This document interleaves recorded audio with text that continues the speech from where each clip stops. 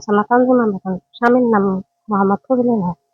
আমি এই যাবৎ ৩০ বছর সংসার করার পরেও ৩০ বছর সংসার করে খাবার পরেও আমার ৩ জন ননদ, ৩ জন নন্দী সহকারে ওরা একজোট করে আমার স্বামীকে নিয়ে ওরা কোনো আমাকে এই সংসার করে খেতে দিব না।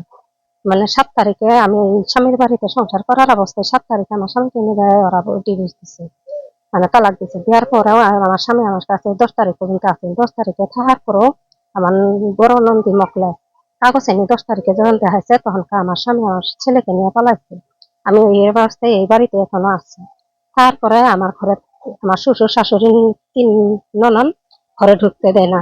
কোনো খাওয়া দাওয়ারও কোনো ব্যবস্থার মধ্যে খাওয়া দাওয়ার মধ্যে কোনো দেয় না, সাড়া দেয় না। আমার ঘরে ঢুকতে দিব না, বাড়িতে বাই করে দিয়েছে, হ্যান করো হ্যান করো, তোমার তালাক দিছে, তুমি এই বাড়িতে কোনো অধিকার নাই, যাও গা।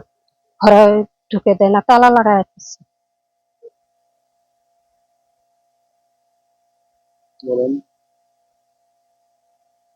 এখন আপনি কোথায় থাকতেছেন? তালা লাগে। এখন আমি থাকতেছি আমার শ্বশুর ঘরে, ওই ঘরে থাকতেছে, এই ঘরে থাকতে দেয় না। কে থাকতে দেয় না? আমার শ্বশুর শাশুড়ি ননদ দিলে আপনি ননদ, আপনার শাশুড়ি আপনাকে মারধর করছে? না, এই গাল পারে, মানে বাড়িতে নিয়ে যাওয়া কোনো অধিকার নাই। আমরা দেখতে আজকে তালা লাগানি, এই তালা কে লাগাইছে আপনি জানতে পারেন? আমার শ্বশুর ৩ ননদ আর আমার শাশুড়ি মিলে শ্বশুর শৌরে মিলিয়ে নেওয়া হয়েছে। তাই যত কেটে চাপ দেয়, আর আমার ননদ ৩ নন্দী ৩ আর কি কারণে আমি সংসার করে খেতে পারতেছি। ওরাই আমাকে এই কামটা করাইছে। এখন আপনার দাবি কি? আপনি সংসার করতে চান? হ্যাঁ, আমি এই ছেলে নিয়ে আমার স্বামী সংসার করে খেতে চাই।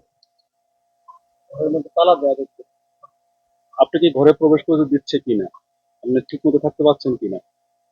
তালা লাগাই দিছে ঠিক মতো, থাকতে তো দিতেছে না। খাইতে পারে না, না, খাবার টাবার কিচ্ছু না। কথা বলে আপনি